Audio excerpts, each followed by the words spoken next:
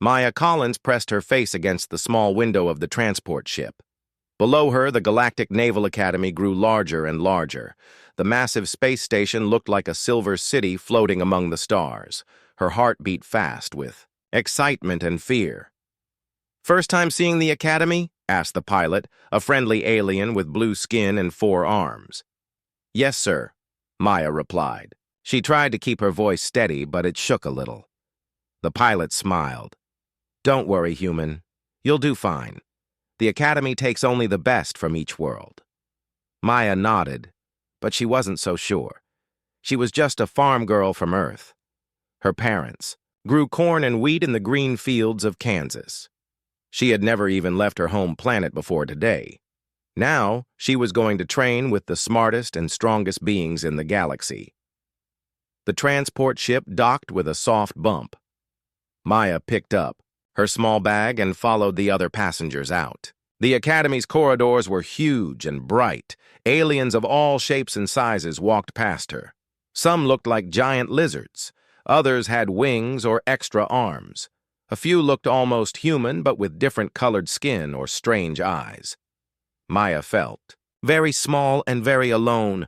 "New cadets report to Hall 7, announced a voice over the speakers. Maya followed the signs through the winding corridors. She passed groups of alien cadets talking in languages she didn't understand. They all looked confident and strong. Many were much taller than her.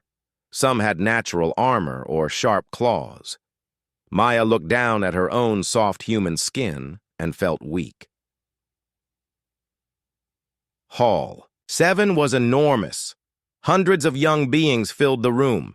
Maya found an empty spot near the back and tried to make herself invisible.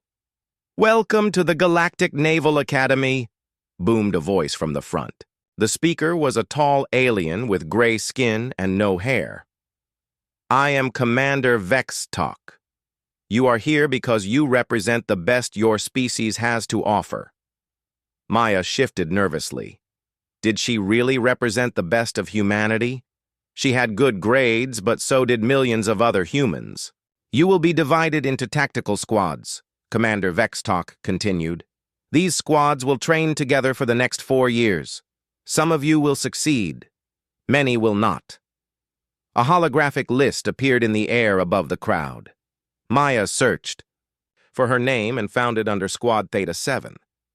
She also saw the names of her squad mates and the species they came from. Her stomach dropped when she saw one name, Zarathis Veltar. Everyone knew about the Veltar. They were the ultimate predators, 7 feet tall with natural armor plating and claws that could cut through steel. They had never lost a war. Their warriors were legends across the galaxy. "Squad assignments are final," announced Commander Vextalk. "Report to your squad leaders now." Maya made her way through the crowd to the Theta 7 meeting area. She was the first to arrive. Slowly, other cadets joined her. A thin alien with green skin and large eyes nodded politely. Another cadet looked like a walking tree with bark for skin. Then she arrived. Zarathis was everything Maya had imagined, and worse. The Veltar female stood nearly 7 feet tall. Dark gray armor plates covered her arms and legs. Her hands ended in claws that gleamed like black metal. Yellow eyes scanned the group with the confidence of a born hunter. "So," Zarathis said, her voice deep and rough, "these are my squad mates." Her gaze stopped on Maya. Those yellow eyes looked her up and down like she was examining a piece of meat. "A human," Zarathis said with disgust. "They put a prey species in my squad." Maya felt her cheeks burn red, but she kept quiet. She had learned long ago that responding to bullies only made things worse. "Humans are weak," Zarathis continued, talking to the other squad members as if Maya wasn't there. "Soft skin, no claws, no armor. They break easily. I don't know why the Academy accepts them."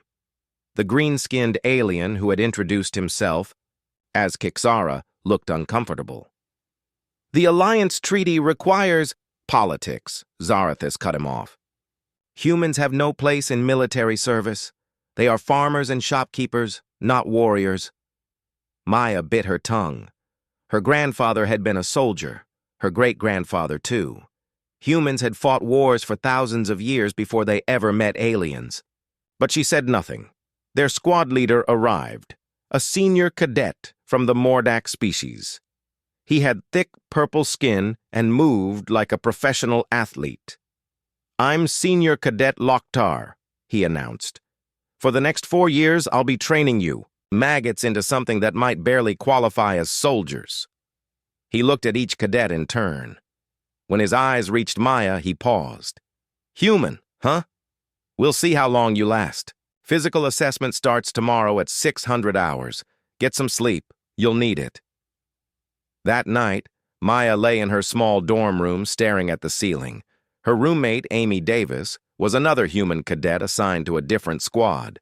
Amy was already asleep, but Maya couldn't stop thinking about Zarathis and her words. Maybe the Veltar was right. Maybe humans were too weak for this place. Maya thought about her parents back on Earth. They would understand if she came home. Farming was honest work. It was important work, but then she remembered why she had come here. Earth was still new to the galactic community. Humans needed representatives in the military. They needed people who could prove that humanity belonged among the stars. Maya made a decision. She would not quit. She would not give Zarathis the satisfaction of being right. She might be small and soft compared to aliens, but she was still human, and humans, she knew, were survivors. The next morning came too soon. Maya woke up before her alarm and put on her training clothes. She made her way to the physical assessment center, her heart pounding with nervous energy. The assessment center was huge, filled with obstacle courses, weights, and training equipment designed for dozens of different species. Squad Theta 7 gathered near a tall climbing wall that seemed to reach the ceiling. "Today we test your natural abilities," announced Senior Cadet Loktar. "Each species evolved different strengths. We need to know what you can do." Zarathis went first. She attacked the climbing wall like it had insulted her family. Her claws found holds in the smooth surface that Maya couldn't even see. She reached the top in under 30 seconds, barely breathing hard. The other squad members performed well too. The tree-like cadet, Elmdor, had incredible strength. Kixara was fast and flexible. Then it was Maya's turn. She approached the wall and looked up. It seemed impossibly high. She placed her hands on the first holds and began to climb. Her arms burned after just a few feet. She could hear Zarathis snorting with amusement below. Halfway up, Maya's grip slipped. She fell, landing hard on the safety mat. Pain shot through her shoulder, but she got up and tried again. And again. On her fourth attempt, she finally reached the top, gasping and shaking with exhaustion. Her time was the worst in the squad by far. "Pathetic," Zarathis said, loud enough for everyone to hear. "I've seen sick children climb better." Maya wiped sweat from her eyes and said nothing. But inside, something had changed. She had reached the top. It took her 4 tries, and she was slower than everyone else, but she had done it. That was something at least. And maybe, just maybe, it was enough to build on. 3 weeks had passed since Maya's embarrassing performance on the climbing wall. Every day brought new challenges that reminded her how different she was from her alien squad mates. While Zarathis could lift weights that would crush a human, Maya struggled with the lightest settings on the training equipment. But something strange was happening in their strategy classes. Professor Yilthara was a wise old alien who looked like a giant owl with silver feathers. She taught tactical thinking and battle planning. Unlike the physical training, these classes relied on mental skills rather than strength or speed. "Today we will study the Battle of Kepler 7, Professor Yilthara announced. "A small Terran fleet defeated a much larger Zephyrian armada. Can anyone tell me how this was possible?" Several hands shot up around the classroom. Zarathis raised her clawed hand confidently. "The Zephyrians were overconfident," she said. "They underestimated their enemy and paid for it." A common answer. Professor Yilthara nodded. But incomplete. Maya Collins, what do you think?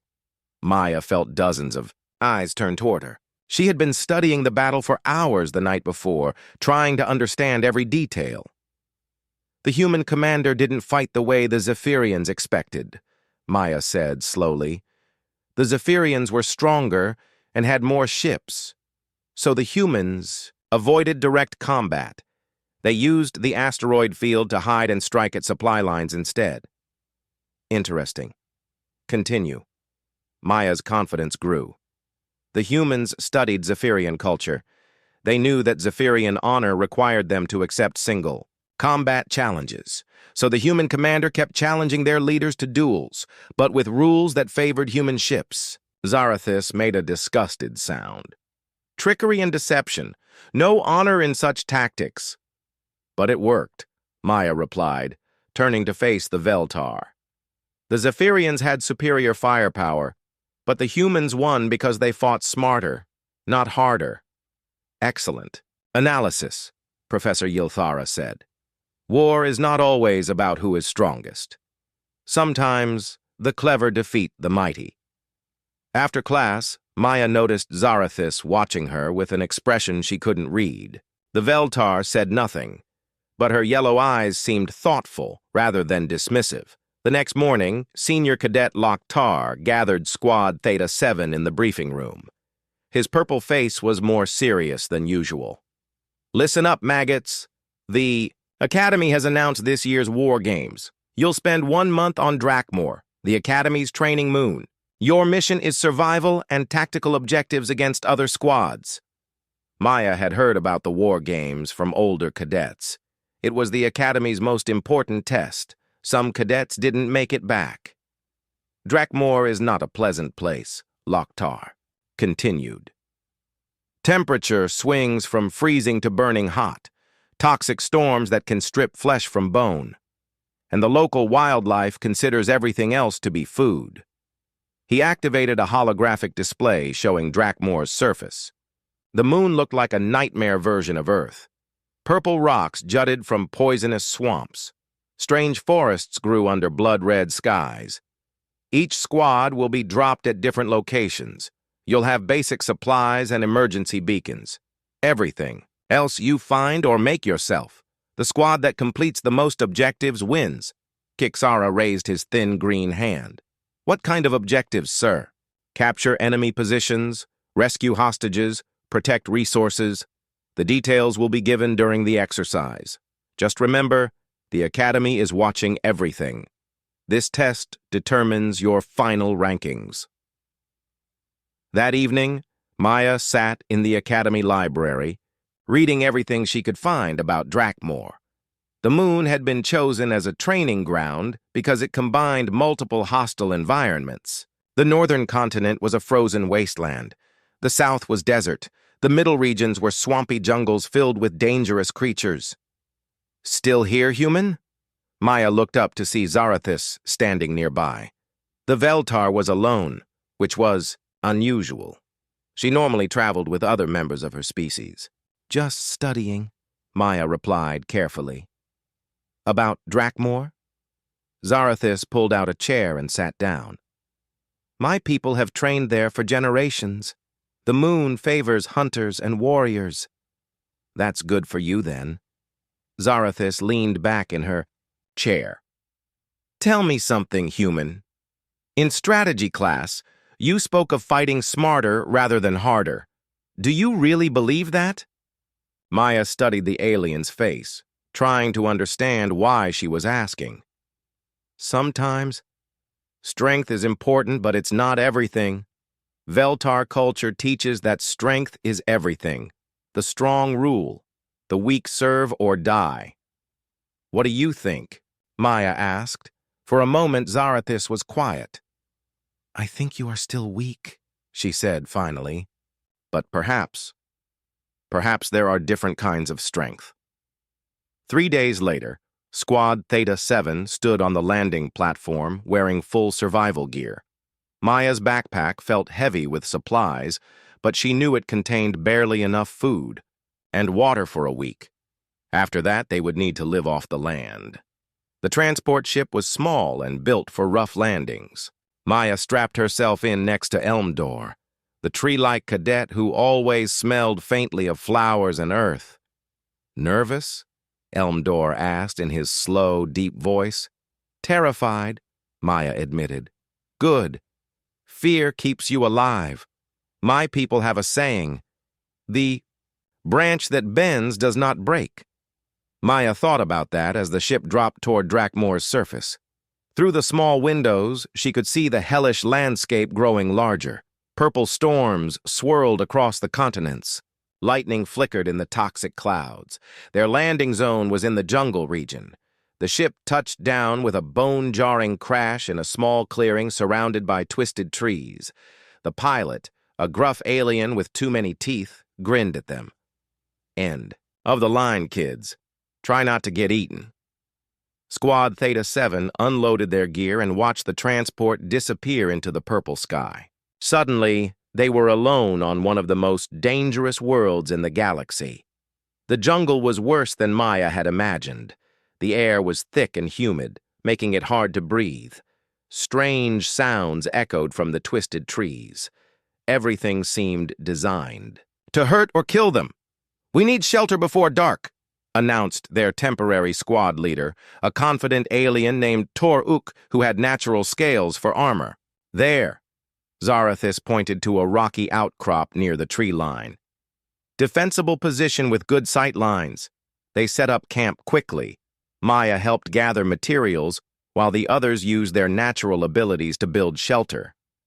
Elmdor could shape wood with his bare hands. Kixara was fast enough to scout the area in minutes. As the alien sun set, the jungle came alive with hunting calls. Something large crashed through the undergrowth nearby, but it didn't approach their camp. "First night's always the worst," Toruk said, trying to sound confident. "Tomorrow we'll get our objectives and start earning points." But Maya was thinking about something else. She had been watching how each squad member worked. They were all impressive individually, but they weren't working together. Each alien used their own species' methods without considering how they might combine their abilities. That night she lay awake listening to the terrifying sounds of Drakmore's wildlife. Somewhere in the darkness, predators were hunting. Other squads were out there too, probably using their natural advantages to dominate the competition. Squad Theta 7 would need every edge they could get, and Maya was beginning to think she knew how to find one. The next morning brought their first real test. A message drone delivered their initial objective: rescue a civilian, actually a training robot, from a crashed ship 3 kilometers away. Other squads would be trying to reach the same target. "Simple extraction mission," Toruk announced. "We move fast, grab the civilian, and get out." But Maya had studied the map carefully. "Wait," she said, "what if it's not that simple?" Zarathis looked at her with mild interest. "Explain." Maya spread the map on the ground. "Look at the crash site. It's in open ground with no cover. Perfect for an ambush. The other squads will expect us to rush in and grab the civilian." "So what do you suggest?" asked Kixara. Maya pointed to a winding path through the jungle. "We take the long way. Use Elmdor's ability to move through dense forest. Kixara scouts, ahead with his speed. Zarathis sets up a perimeter with her combat skills." "And what do you do, human?" Zarathis asked, but her tone wasn't mocking. "I coordinate. Make sure everyone's abilities work together instead of separately." Torak frowned. "That's not how we do things. Each species has their role, and that's why other squads will beat us," Maya interrupted. "They'll expect us to follow standard doctrine." For a moment, the squad was silent. Then Zarathis stood up. "The human has a point," she said slowly. "We are not a standard squad. Perhaps we should not use standard tactics." It was the first time she had ever agreed with Maya about anything. The mission went exactly as Maya had predicted. When they reached the crash site, they found 2 other squads already fighting over the civilian robot. The aliens were using brute force tactics, trying to overpower each other. Squad Theta 7 struck from the jungle like a coordinated hunting pack. Elmdor created barriers to block escape routes. Kixara moved too fast for the enemy to track. Zarathis hit their flanks with devastating precision. Maya coordinated it all from cover, calling out enemy positions and adjusting their strategy in real time. Within minutes, both enemy squads were eliminated by training weapons. Squad Theta 7 secured the civilian and disappeared back into the 2 weeks into the war games. Squad Theta 7 had become something unexpected. News of their victories spread through the training camp faster than wildfire. Other cadets whispered about the impossible squad that kept winning against superior opponents. Maya sat by their campfire reviewing tactical maps while her squad mates prepared for their next mission. The jungle around them had become familiar territory. She knew which paths the giant predators used, where the toxic plants grew, and how to find clean water. "The scores came in," announced Kixara, his green skin almost glowing with excitement. "We're ranked 3rd overall." Elmdor's bark-like face showed what might have been a smile. "Not bad for a group of misfits." Toruk shook his scaled head in amazement. "I still can't believe it. 3 weeks ago, we were the joke squad. Now everyone's trying to copy our tactics." But Zarathis said nothing. The Veltar warrior had been quiet all evening, her yellow eyes staring into the fire. Maya noticed she kept glancing toward the northern mountains where the elite squads were camped. "What's wrong?" Maya asked her. Zarathis looked up sharply. "Tomorrow's mission. We face Kethara's squad." Maya felt her stomach drop. Everyone knew about Commander Kethara's squad. It was made up entirely of Veltar warriors, the most elite predators in the academy. They had never lost a single engagement. "So?" Toruk tried to sound confident. "We've beaten elite squads before." "You don't understand," Zarathis said, her claws digging into the dirt. "Kethara trained me. She's like a mother to me. Her squad, they are perfect hunters. They work together like a pack that has hunted for years." Maya studied the mission briefing again. The objective was simple: capture and hold a strategic position called Dragon's Teeth, a series of stone pillars that controlled the main pass through the mountains. But the details made it nearly impossible. "They want us to take a position that can only be approached from one direction," Maya said slowly, "against an enemy that specializes in defensive combat." "It's suicide," Kixara agreed. "A straight assault against fortified Veltar positions?" Zarathis stood up and began pacing. "You still don't understand what we're facing. Veltar don't just fight. We study our enemies. Kethara knows every tactic in the Academy database. She's probably analyzed all our previous missions." "Good," Maya said quietly. Everyone turned to stare at her. "Good?" Toruk repeated. "How is that good?" Maya felt that familiar flutter of nervousness, but she pushed it down. Over the past weeks, she had learned to trust her instincts. If she's studied our tactics, then she expects us to fight the way we have been. But what if we don't? Zarathis stopped pacing. "Explain." Maya pulled out a piece of paper and began sketching. "Every mission so far, we've used our combined abilities to outmaneuver the enemy. We hit fast and disappear, but Dragon's Teeth doesn't allow for that kind of tactics." "Exactly," Elmdor said. "That's why it's impossible." "No," Maya shook her head. "It's impossible if we try to fight like we're supposed to. But what if we fight like someone else entirely?" She showed them her sketch. It was a simple diagram of Dragon's Teeth, but with unusual markings around the base. "Kethara expects us to attack the position. But what if we don't attack at all?" "I don't follow," Kixara said. Maya's excitement grew as the plan formed in her mind. "What if we make them come to us? What if we turn the mission upside down?" For the next hour, Maya explained her idea. It was crazy. It went against every rule of military tactics. It required perfect timing and more luck than any sane person would rely on.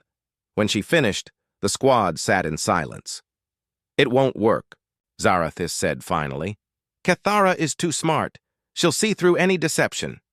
Maybe, Maya admitted, but she's not expecting us to use Veltar psychology against her. Zarathis's eyes narrowed. What do you mean?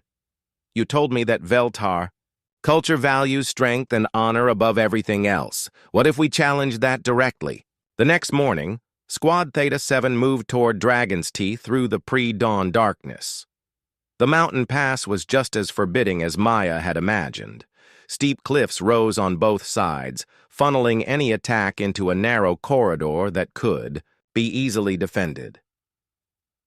Dragon's Teeth itself was a series of tall stone pillars that looked like massive fangs jutting from the mountainside. Natural caves and ledges provided perfect defensive positions. Maya could see why the mission planners had chosen this location. Through her binoculars, she spotted movement among the rocks. Cathara's squad was already in position, waiting for the attack that would never come. Everyone ready? Maya whispered into her communicator. As ready as we can be for this insane plan, Toruk replied. Elm door in position, came the tree-like alien's slow voice. Kixara ready for speed run, the green-skinned scout confirmed. Maya looked at Zarathis, who was crouched beside her. Last chance to change your mind. Are you sure about this? The Veltar's yellow eyes met hers. I trust you, Maya Collins. That is not something I say lightly. It was the first time Zarathis had ever used her first name. Maya activated her communicator on the general frequency that all squads monitored. She took a deep breath and began speaking in the ancient Veltar language that Zarathis had taught. Her, Cathara of the Veltar, Maya's voice echoed across the mountain pass. I am Maya Collins of Squad Theta 7. I challenge you to single combat for control of Dragon's Teeth. The response came immediately. Human child, you do not understand what you ask. Veltar combat is to the death. I understand perfectly, Maya replied. But I'm not challenging you as a human. I'm challenging you as the leader of a pack that has defeated every enemy you've placed before us. There was a long pause. Maya could imagine Cathara discussing this with her squad. A formal challenge couldn't be ignored according to Veltar honor codes, but accepting combat with a human seemed beneath a warrior's dignity. You are not Veltar, Cathara finally replied. You have no right to invoke our traditions. Then you refuse? In front of all the academy? Maya let disappointment color her voice. I thought the Veltar were known for their courage. Another pause, longer this time. Maya knew she was walking a dangerous line. Insulting a Veltar's courage was a deadly offense. I accept your challenge, human, Cathara's voice was cold with anger. But I choose the terms. Close combat, no weapons, no assistance from squad members. Agreed, Maya said immediately. Meet me in the center of the pass in 10 minutes. Maya switched back to her squad frequency. Phase 1 complete. Is everyone in position? This is still insane, Toruk muttered, but he confirmed he was ready. Maya made her way down to the center of the pass, her heart hammering against her ribs. She wasn't really going to fight Cathara. That would be suicide. But she needed to sell the deception long enough for her real plan to work. Cathara emerged from the rocks like a walking nightmare. She was larger than Zarathis, with scars across her armor plating that spoke of countless battles. Her claws were longer and sharper than any Maya had seen. Last chance to run, little human, Cathara said as they faced each other. I'm not running, Maya replied, and found that she meant it. Cathara charged. Maya had studied dozens of hours of Veltar combat footage. She knew she couldn't match the alien's speed or strength, but she didn't need to. She only needed to survive. Long enough. She rolled to the side as Cathara's claws slashed through the air where her head had been. The Veltar spun with incredible speed, but Maya was already moving, using her smaller size to stay just out of reach. Stop running and fight! Cathara roared. I am fighting, Maya gasped, dodging another attack. Just not the way you expected. 3 minutes, Maya led Cathara in a deadly dance around the pass. She couldn't land a single blow, but she didn't need to. Every second she stayed alive was another second for her squad to execute their real mission. Then Cathara caught her. The Veltar's claws raked across Maya's side, tearing through her uniform and into flesh. Pain exploded through her body as she hit the ground hard. "Enough games," Cathara snarled, standing over her. "You fought bravely for a human, but this ends now." Maya smiled through the pain. "You're right. It does end now." She activated her communicator. "Kixara now!" The green-skinned alien burst from concealment, moving faster than the eye could follow. In his hands were the scoring devices that would mark Cathara's squad as eliminated. But he wasn't heading for Cathara. He was heading for Dragon's Teeth. While Cathara had been focused on the single combat, the rest of Squad Theta 7 had been moving into position. Elmdor had used his plant-shaping abilities to create hidden paths up the cliff face. Toruk had circled around to the back entrance. Zarathis had taken out the sentries one by one, using techniques she had learned from watching Maya coordinate their previous missions. By the time Cathara realized what was happening, Dragon's Teeth was already lost. "Impossible, the elite," Veltar whispered. "You used deception. You had no honor." Maya struggled to her feet, blood seeping through her torn uniform. "I had something better than honor. I had a team that trusted each other." Later, after the medical team had treated Maya's wounds, Squad Theta 7 sat together watching the sunset from their captured position. The other squads had withdrawn, leaving them victorious and alone. "That was the stupidest plan I've ever seen," Toruk said. But he was grinning. The final week of War Games was supposed to be a celebration. The surviving squads would compete in one last exercise before returning to the academy. Maya and her team had earned the respect of cadets from dozens of species. Even the instructors looked at Squad Theta 7 with something approaching admiration. But Maya felt uneasy as she watched the orbital displays showing ship movements around Drakmor. The exercise scenario called for multiple transport ships to simulate a civilian evacuation, but something about the flight patterns seemed wrong.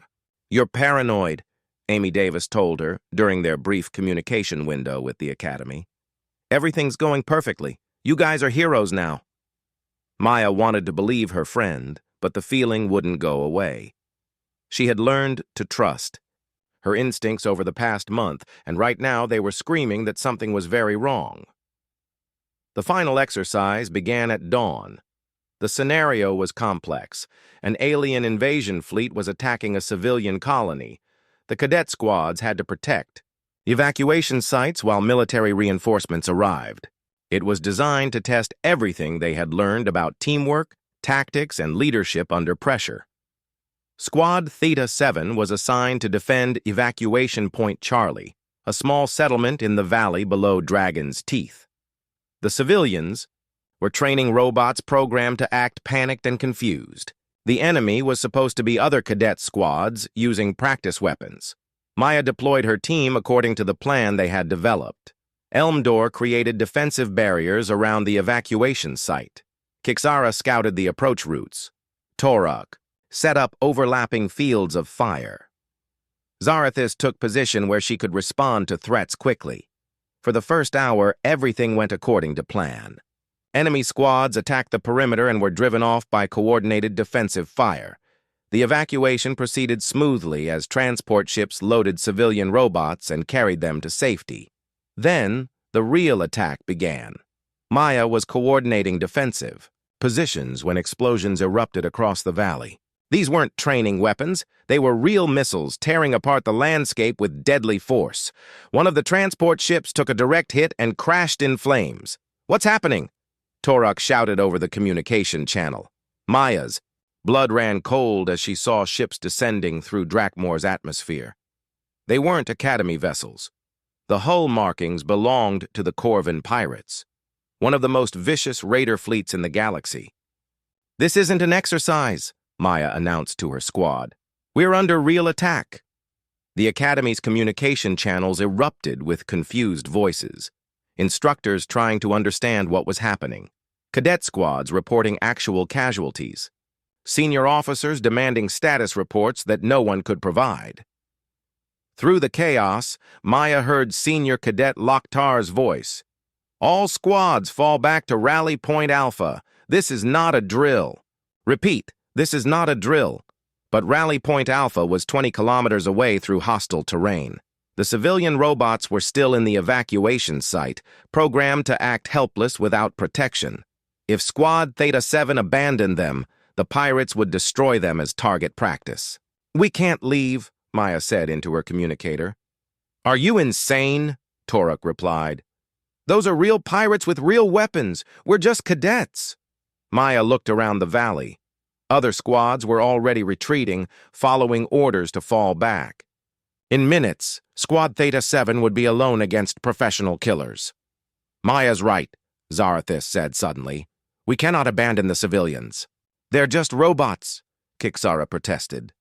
"No," Zarathis replied firmly. "They represent real people who would die if we failed them. A warrior protects those who cannot protect themselves." Maya felt a surge of gratitude toward the Veltar. In that moment, she realized that Zarathis wasn't just following orders or tactics. She was choosing to stay because it was the right thing to do. "Elmdor?" Maya asked. "My roots run deep," the tree-like alien replied calmly. "I do not bend. Easily." "Toruk!" the scaled alien cursed in his native language. "I must be crazy, but I'm with you." Kixara. A pause. Then, "Someone has to keep you all alive. Might as well be me." Maya felt a weight settle on her shoulders that had nothing to do with equipment. For the first time in her life, people were trusting her with their lives. Not in a training exercise, but in real combat where mistakes meant death. "Okay," she said, her voice steadier than she felt. "Here's what we're going to do." The pirates landed 3 ships in the valley, disgorging troops that moved with military precision. These weren't random criminals. They were organized soldiers using academy-grade equipment. Maya realized they had probably been watching the war games, waiting for the perfect moment to strike. 47 hostiles, Kixara reported from his scouting position. Professional soldiers, full combat armor, energy weapons. Maya's mind raced through possibilities. 5 cadets with training weapons against nearly 50 battle-hardened pirates. By any reasonable calculation, it was hopeless. But Maya had learned that reasonable calculations didn't always account for human stubbornness. "Elmdor, can you create barriers that will channel them into the narrow approach?" "Yes, but not for long against those weapons." "Zarathis, what's the maximum range on your throwing ability?" 50 meters accurately." "Why?" Maya was already pulling equipment from her pack. "Because we're going to use their own tactics against them." The next 20 minutes were the longest of Maya's life. Using everything they had learned about coordination and teamwork, Squad Theta 7 turned the evacuation site into a maze of defensive positions. Elmdor shaped the local vegetation into barriers that funneled the attackers into killing zones.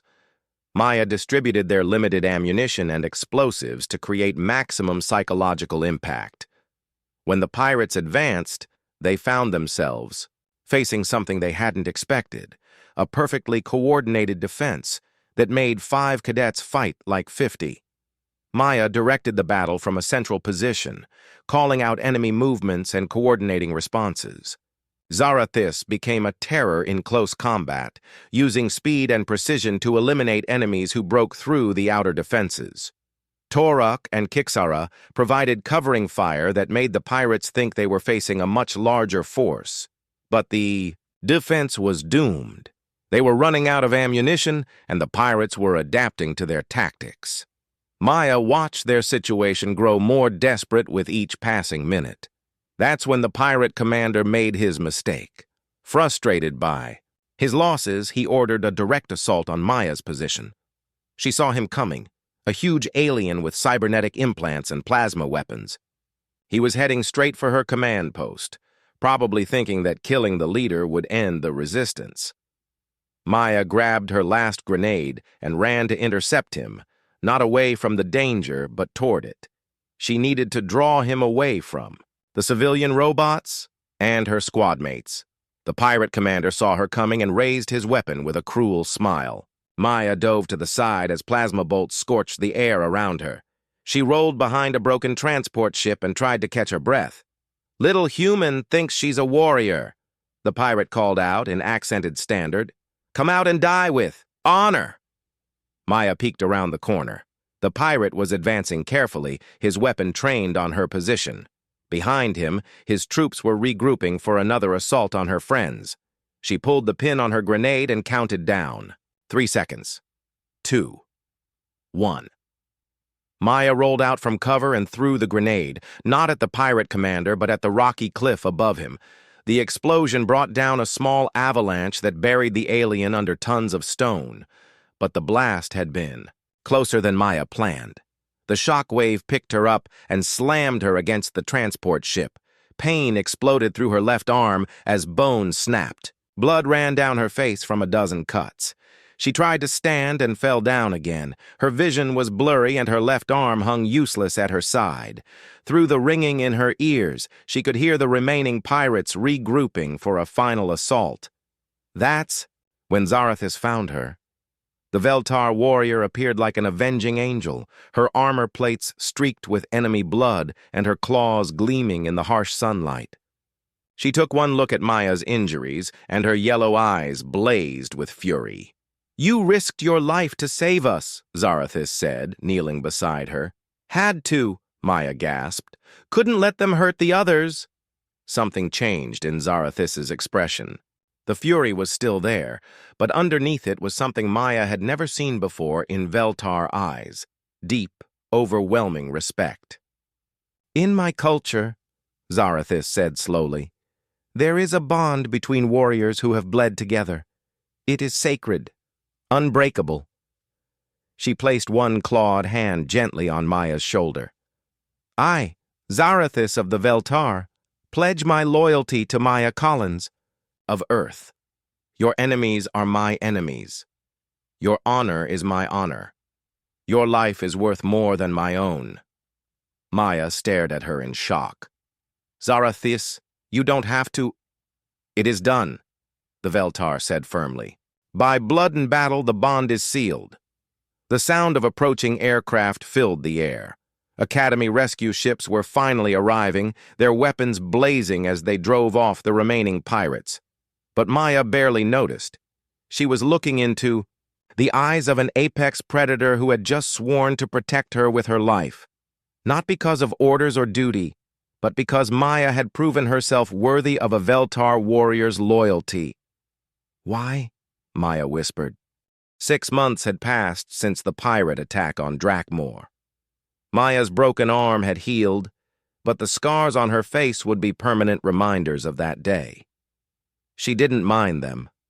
Every time she looked in the mirror, she remembered that she had stood against impossible odds and protected those who couldn't protect themselves. The Academy had changed, too. The story of Squad Theta 7's defense had spread throughout the galaxy. Maya found herself famous in a way that made her deeply uncomfortable. News reporters wanted interviews. Military commanders studied her tactics. Some humans even called her a hero, but the attention brought problems too. Maya sat in the Academy's main briefing room, facing a panel of senior officials from multiple species. The meeting had been called to discuss irregularities in her military record. The real reason, Maya knew, was that some people were uncomfortable with a human cadet commanding the loyalty of a Veltar warrior. "Cadet Collins," began Admiral Vorthak, a stern alien with blue skin and silver hair. "Your performance record is unusual." "Yes, sir," Maya replied carefully. "In particular, your relationship with Cadet Zarathis has raised concerns among some members of the Alliance." Maya felt her temper rise, but she kept her voice level. "What kind of concerns, sir?" Admiral Vorthak consulted his notes. The Veltar loyalty bond is a sacred tradition among their people. Some question whether a human can properly understand or respect such an honor. With respect, sir, I think that's a question for Zarathis to answer.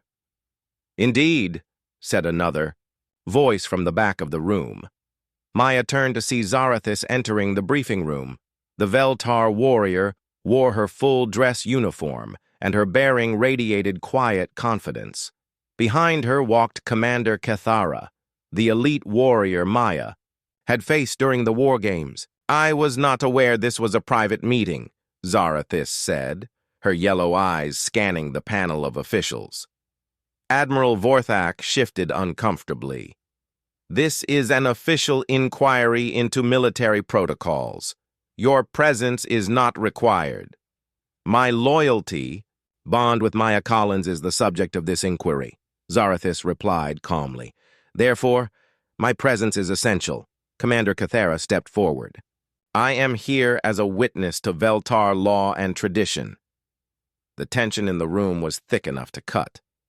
Maya could see the calculations running behind the official's eyes. Insulting Veltar traditions could damage the alliance, but accepting a human-Veltar bond might set dangerous precedents. Very well, Admiral Vorthak said finally. Please explain to this panel why you chose to bind yourself to a human. Zarathis moved to stand beside Maya. Because she earned it. That's not sufficient explanation. Zarathis's claws extended slightly, a sign of growing irritation. Then perhaps you need to understand what Maya Collins did on Drakmor. For the next 20 minutes, Zarathis recounted the battle in vivid detail. She described Maya's tactical decisions, her willingness to sacrifice herself for others, and the courage she showed facing professional killers with nothing but training weapons. She didn't fight like a human, Zarathis concluded. She didn't fight like any species I know. She fought like someone who cared more about protecting others than surviving herself. Commander Kethara nodded slowly. I have reviewed the battle. Recordings. The human showed tactical brilliance that exceeded many veteran officers. But she's still just a cadet, protested another official. How can we allow such precedents? Because, said a new voice, sometimes precedents are exactly what we need. Maya turned to see Commander Lisa Park entering the room. The human fleet? Commander looked tired, but determined. Forgive the interruption, Commander Park said. But I have new orders from Earth Command. She placed a data pad on the table. Maya Collins has been selected for accelerated promotion to the officer corps. She will graduate early and take command of an experimental integrated crew. Admiral Vorthak frowned. What kind of experimental crew? Mixed species, unified command structure. The kind of cooperation that won at Drakmor. Commander Park looked directly at Maya. Earth Command believes this represents the future of Alliance military doctrine. Maya felt the world spinning around her. Ma'am, I'm not ready for that kind of responsibility. Neither was I when they gave me my first command, Commander Park replied with a slight smile. But ready or not, the galaxy needs officers who can unite different species instead of just commanding them. The panel of officials exchanged uncertain glances. Maya could see they were caught between political pressure and military necessity. There is one more thing, Zarathis said quietly. Maya Collins has been invited to address the Veltar Council on the subject of interspecies cooperation. Admiral Vorthak's blue skin paled. The Veltar Council? That's highly unusual. It is unprecedented, Commander Kethara agreed, but these are unprecedented times. The meeting ended with reluctant approval for Maya's early graduation and promotion. As the officials filed out, Maya found herself alone with Zarathis and, Commander Park? Why me? Maya asked. There are officers with decades more experience. Commander Park studied her carefully. Because experience teaches us how things have always been done. But sometimes we need someone who can see how things could be done. 3 weeks later, Maya stood before the largest gathering of military cadets in Academy history. The graduation ceremony was being broadcast across the galaxy, and representatives from dozens of species had come to witness something that had never happened before. Maya looked out at the sea of faces, human, Veltar, and countless other species. She could see her parents in the front row, their faces glowing with pride and worry. Amy Davis sat with her own family, giving Maya an encouraging thumbs up. Today, Maya began, her voice carrying clearly through the vast auditorium, I graduate from an academy that teaches us to be warriors. But I learned something here that isn't in any textbook. She paused, gathering her thoughts. I learned that the strongest force in the universe isn't weapons or armor or natural predator instincts. It's trust. When different beings choose to trust each other, they become more than the sum of their parts. Maya's eyes found Zarathis in the crowd. The Veltar warrior was sitting with other members of her species, but her yellow eyes were fixed on Maya with absolute attention. 6 months ago, I was just a scared human cadet who thought she had to prove herself by becoming something she wasn't. But my squad mates taught me that strength comes from being exactly who you are and helping others do the same. The applause was thunderous. Maya saw tears in her mother's eyes and pride in her father's face. But the moment that mattered most was when Zarathis stood up, followed by the rest of Squad Theta 7, then by cadets from dozens of species. After the ceremony, Maya and Zarathis walked together through the Academy corridors one last time. Tomorrow, they would report to their new ship, the UGS Harmony, humanity's newest vessel designed specifically for integrated crews. Are you nervous? Zarathis asked. Terrified, Maya admitted. What if I make mistakes? What if I'm not good enough to command a real ship? Zarathis stopped walking and placed a gentle hand on Maya's shoulder. Do you remember what you told me before we faced Cathara's squad? Maya thought back to that night in the jungle. I said we had to trust each other. Exactly. And now you have an entire crew who has chosen to trust you. Not because you're perfect, but because you've proven that you care more about their success than your own glory. They reached the docking bay where their transport was waiting. Through the massive windows, Maya could see the UGS Harmony floating in space. It was sleek and beautiful, designed by the best engineers from multiple species working together. Besides, Zarathis added with something that might have been a smile, you won't be commanding alone. The loyalty bond works both ways, remember? Your success is my success. Your failures are my failures. Maya looked at her friend, her sister in arms, and felt the fear begin to fade. She wasn't facing the future alone. She had allies who believed in her, and more importantly, she had learned to believe in herself. Ready to make history? Maya asked. With you? Always. As their transport carried them toward the Harmony, Maya thought about how much had changed since that first day at the academy. She had arrived as a frightened farm girl trying to prove she belonged among the stars.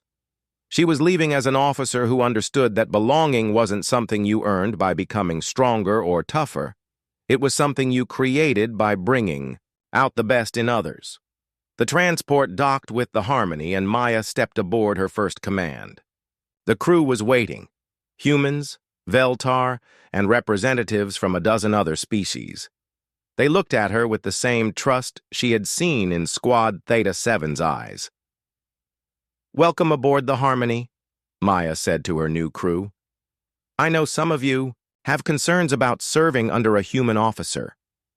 I also know that some of you have never worked with other species before. She paused, looking at each face in turn.